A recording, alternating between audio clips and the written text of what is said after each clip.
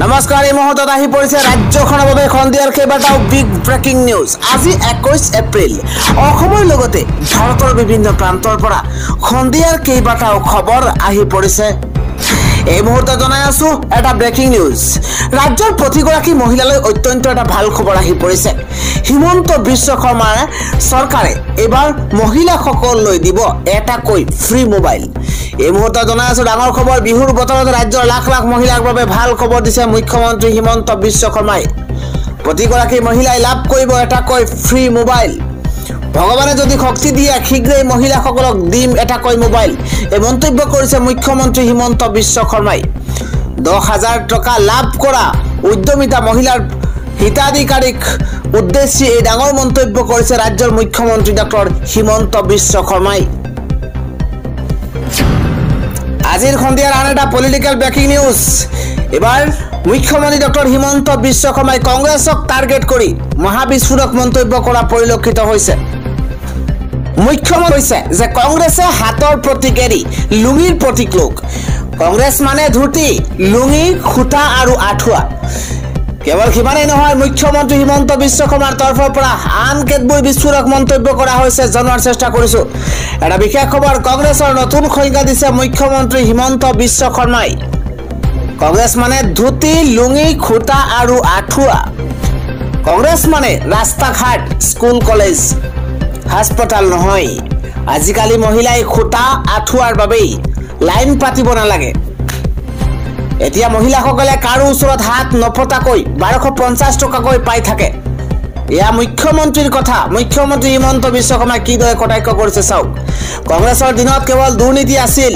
কংগ্ৰেছক ক্ষুদ্ৰ সমালোচনা মুখ্যমন্ত্ৰীগৰাকীৰ। মুখ্যমন্ত্ৰীগৰাকীয়ে কৈছে যে ঘোষ নিদিলেই কোনেও চাকৰি নাপাইছিল কংগ্ৰেছৰ দিনত। কংগ্ৰেছৰ দিনত নিযুত মইনা ক'ত আছিল? কংগ্ৰেছৰ দিনত অৰুণোদয় নাছিলেই। কংগ্ৰেছৰ দিনত ৰাজ্যত একোৱে উন্নয়ন হোৱা নাছিল। কংগ্ৰেছে হাতৰ চিহ্ন বাদ দিব লাগে, কংগ্ৰেছে লুঙিৰ চিহ্ন ল'ব লাগে, এই মন্তব্য কৰিছে মুখ্যমন্ত্ৰী হিমন্ত বিশ্ব শৰ্মাই। কংগ্ৰেছে লুঙিৰ বাদে অসমৰ ৰাইজক একোৱে দিয়া নাছিল। কংগ্ৰেছৰ দিনত চৰকাৰী চাকৰিৰ বাবে পঢ়া শুনা কৰিব নালাগিছিল, টকা দিলেই পাইছিল চৰকাৰী চাকৰি। আজি মই চৰকাৰী চাকৰিৰ নামত টকা লোৱা হ'লেই 15,000 কোটি টকাৰ মালিক হলোহেঁতেন, এই মন্তব্য কৰিছে ৰাজ্যৰ মুখ্যমন্ত্ৰী হিমন্ত বিশ্ব শৰ্মাই। মুখ্যমন্ত্ৰীগৰাকীয়ে এটাৰ পিছত আন এটা আক্ৰমণাত্মক মন্তব্য কৰা পৰিলক্ষিত হৈছে। পঞ্চায়ত নিৰ্বাচনৰ প্ৰচাৰ চলাই থাকোঁতেই কংগ্ৰেছৰ বিৰুদ্ধে এইদৰেই আক্ৰমণাত্মক ৰূপত ৰাজ্যৰ মুখ্যমন্ত্ৰী হিমন্ত বিশ্ব শৰ্মা। আজিৰ সন্ধিয়াৰ আন এটা ডাঙৰ খবৰ হৈছে এবাৰ মুছলমানৰ পাৱাৰ চাবলৈ সাজু হওক হিমন্ত বিশ্ব শৰ্মা। এবাৰ ৱাকফ সংশোধনী বিধেয়ক গৃহীত হোৱাৰ পাছতে ধাৰাবাহিকভাৱে ৰাজ্যৰ ভিন্ন প্ৰান্তত অভিযান প্ৰতিবাদ চলি থকাৰ মাজতেই পুনৰবাৰ আমচুৰ তৰফৰ পৰা ডাঙৰ সকিয়নি মুখ্যমন্ত্ৰী তথা হিমন্ত বিশ্ব শৰ্মা নেতৃত্বাধীন এইখন চৰকাৰলৈ। 23 এপ্ৰিলত ৰাজ্যক পাবলৈ সাজু হৈ পৰিছে আমচু।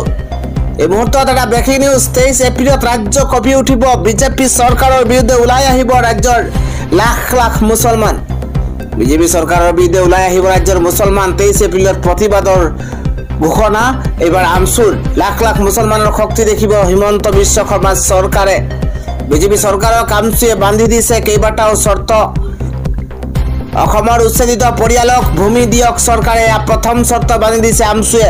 দ্বিতীয়তে চৰ্ত বান্ধি দিয়া হৈছে অসমৰ উচ্ছেদিত পৰিয়ালক ভূমি দিয়ক চৰকাৰে।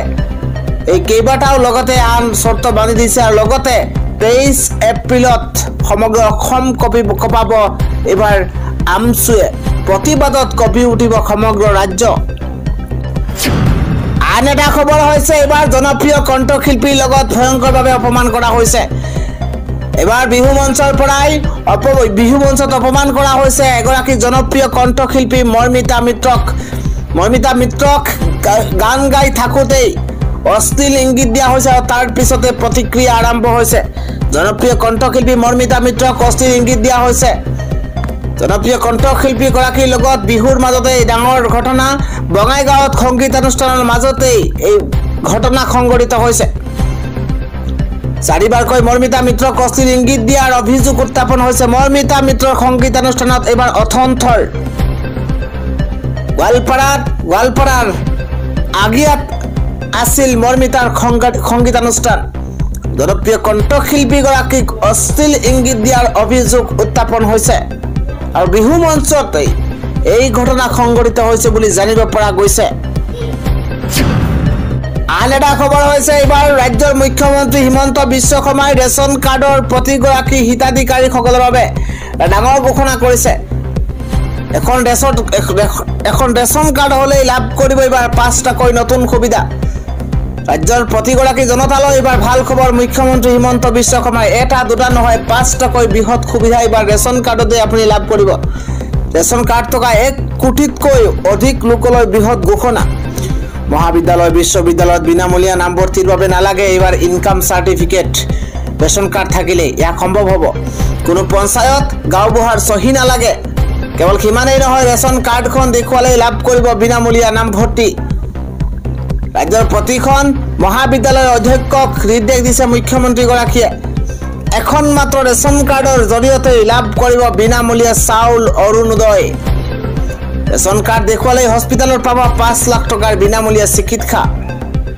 এইবাৰ এখন ৰেচন কাৰ্ডৰ জৰিয়তে অক্টোবৰৰ পৰা চাউল দাইল নিমখ পাব আটাইতকৈ গুৰুত্বপূৰ্ণ খবৰ অহা অক্টোবৰ মাহৰ পৰাই হিতাধিকাৰী ৰেচন কাৰ্ডৰ হিতাধিকাৰীয়ে চাউলৰ লগতে দাইলো লাভ কৰিব নিমখো লাভ কৰিব ৰেহাই মূল্যত পাব এই সামগ্ৰীসমূহ আৰু জনসভা সম্বোধন কৰি মুখ্যমন্ত্ৰী হিমন্ত বিশ্ব শৰ্মাই কেতবোৰ ডাঙৰ মন্তব্য কৰা পৰিলক্ষিত হৈছে আজিৰ সন্ধিয়াৰ খবৰটোকৈ গুৰুত্বপূৰ্ণ খবৰ হৈছে প্ৰযুক্তিৰ ক্ষেত্ৰত এবাৰ সমগ্ৰ বিশ্বকেই চমক দিছে এবাৰ চীনে মুকলি কৰিছে 10G ইণ্টাৰনেট নেটৱৰ্ক এই দ্ৰুতবেগী ইণ্টাৰনেট সেৱা প্ৰথমে হেবেই প্ৰদেশৰ জিয়ঙত অঞ্চলত আৰম্ভ কৰা হৈছে এই নেটৱৰ্ক সেৱাই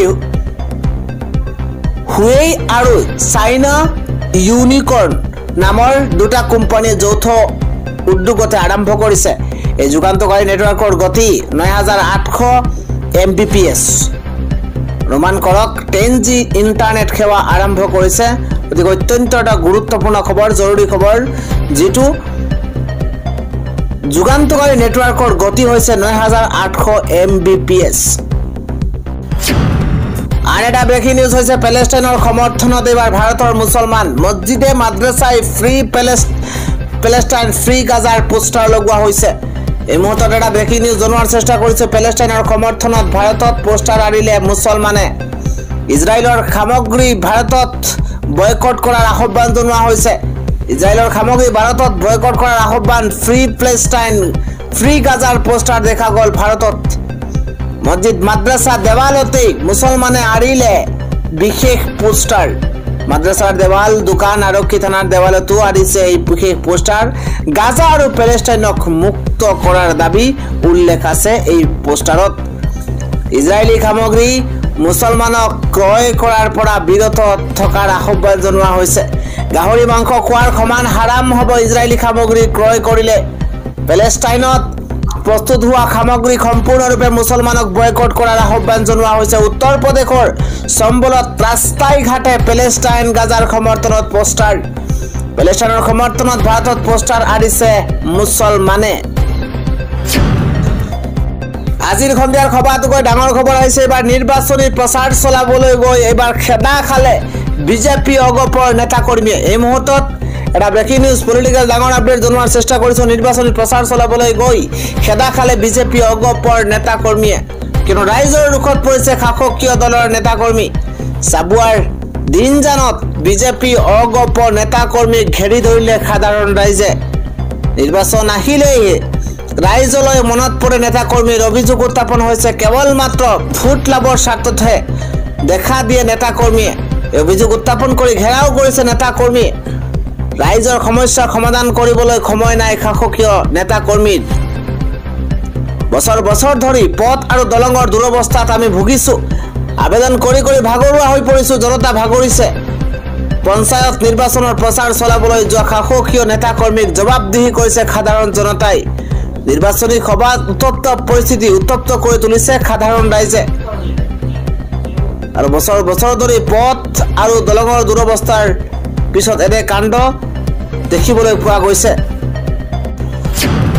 আন এটা খবৰ এবাৰ দিলীপ শইকীয়াৰ ভাষণৰ মাজতে এবাৰ খালী চকী ৫,০০০ চকীৰ বিপৰীতে মাত্ৰ ৫০০হে মানুহ খালী চকীৰ সন্মুখত ভাষণ দিছে বিজেপিৰ সভাপতি দিলীপ শইকীয়াই। দৃশ্য চাওক, দৃশ্য দেখিলে অনুমান কৰিব পাৰিব বিজেপিৰ সভাত নাই মানুহ। বিজেপিৰ প্ৰতি মোহ ভংগ এবাৰ জনতাৰ। খালী চকীৰ সন্মুখতে দিছে দিলীপ শইকীয়াই ভাষণ। চাৰিওফালে কেৱল মাত্ৰ খালী চকী আৰু খালী চকী। যিফালে চাই সেইফালে খালীয়ে দেখিব আপোনালোকে। খালী চকীৰ সন্মুখতেই ৰাজ্যিক বিজেপিৰ সভাপতি দিলীপ শইকীয়াই ভাষণ দিছে। ফ্লপছত পৰিণত হ'ল নেকি বিজেপিৰ নিৰ্বাচনী সভা? বিশাল সভাত আঙুলিত গণিব পৰা মানুহ, মিটিঙত ভাষণ দি হতাশ ৰাজ্যিক বিজেপিৰ সভাপতি দিলীপ শইকীয়া। ৫,০০০ মানুহৰ বাবে আয়োজিত সভাত আছিল মাত্ৰ ৫০০হে মানুহ। বিজেপিৰ সভাত নাই মানুহ। বিজেপিৰ প্ৰতি মোহ ভংগ এবাৰ জনতাৰ। আন এটা বিশেষ খবৰ হৈছে এবাৰ ৩০০ টকাকৈ হ্ৰাস পাব ৰন্ধন গেছৰ মূল্য। হিমন্ত বিশ্ব শৰ্মাই বৃহৎ ঘোষণা কৰিছে। ৩০০ টকালৈ হ্ৰাস কৰা হ'ব ৰন্ধন গেছৰ চিলিণ্ডাৰৰ দাম। বৃহৎ ঘোষণা ৰাজ্যৰ মুখ্যমন্ত্ৰী হিমন্ত বিশ্ব শৰ্মাৰ।